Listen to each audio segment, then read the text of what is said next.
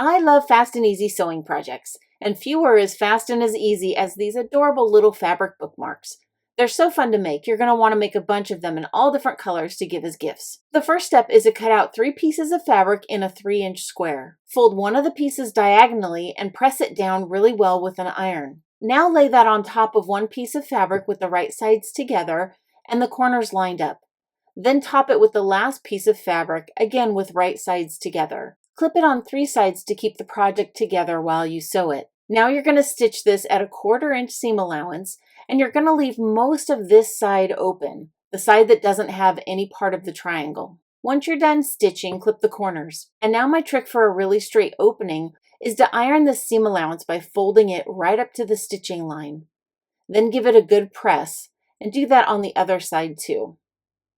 Now you'll see I have this really crisp fold line that's going to be perfectly straight once I turn it right side out.